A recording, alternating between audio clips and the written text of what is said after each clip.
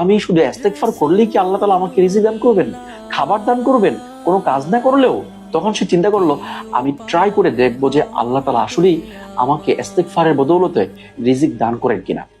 সে try করার জন্য, পরীক্ষা করার জন্য সে একবার চলে গেল একটা জঙ্গলে সকালবেলা।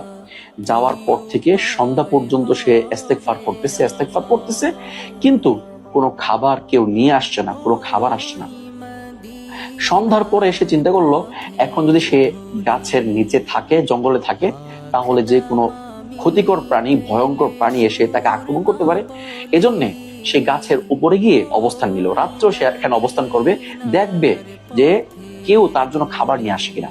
সন্ধ্যা হওয়ার পর দেখতে পেল যুবকদের একটা দল পার্টি করার জন্য, খাবার দাবার রান্না করে খাবে, এই পার্টি করার জন্য আসছে।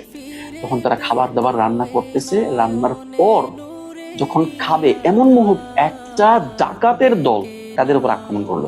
তখন ডাকাতের দল দেখে তারা সবাই পলায়ন করলো। ডাকাত দেখলো যে কিরে, এখানে কোনো মানুষ নাই, কিচ্ছু নাই, কিন্তু খাবার রেখে গেল।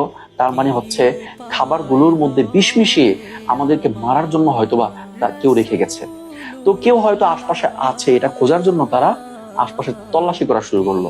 দেখতে পেল গাছের উপরে একজন লোক বসে আছে। তখন ডাকাত দল চিন্তা করলো যে সে হয়তো এখানে বিষ মিশিয়ে অপেক্ষা করছে আমাদের মৃত্যু সে দেখবে। গাছ থেকে জোর করে তাকে টেনে নামিয়ে জোর করে তাকে খাওয়ালো। সে খেতে চায় নাই, তারপরও তাকে খাওয়ালো।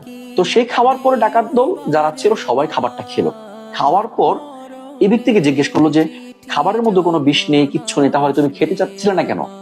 তখন সে বলল, আসলে আমি প্রতিজ্ঞা করেছিলাম যে আজকে আমি খাবো না, দেখবো আমি ইস্তেগফার করার কারণে আল্লাহ আমাকে খাওয়ান কিনা, আমি ট্রাই করব, পরীক্ষা করার জন্য মূলত এখানে এসেছিলাম।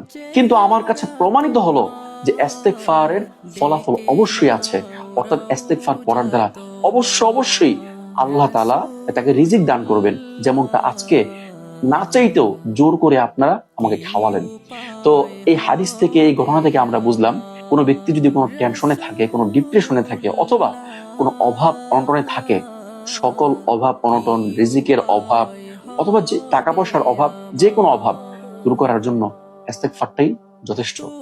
আর ইস্তেগফার যে কোনো ইস্তেগফার হতে পারে, আস্তাগফিরুল্লাহাল্লাযী লা ইলাহা ইল্লা হুয়াল হাইয়ুল কাইয়্যুম ওয়া আতুবু ইলাইহি, অথবা সাইয়্যিদুল ইস্তিগফার হতে পারে। যাই হোক, আমরা চাইলে ছোট ইস্তেগফারও পড়তে পারি, আস্তাগফিরুল্লাহ, হে আল্লাহ আমি আপনার কাছে ক্ষমা চাই, এটাও পড়তে পারি।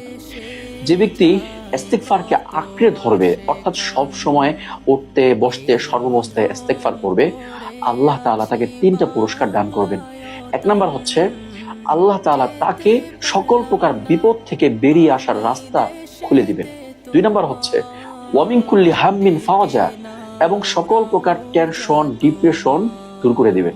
3 নাম্বার হচ্ছে, ওয়া রাযাকাহু মিন হাইথু লা ইয়াহতাসিব, এবং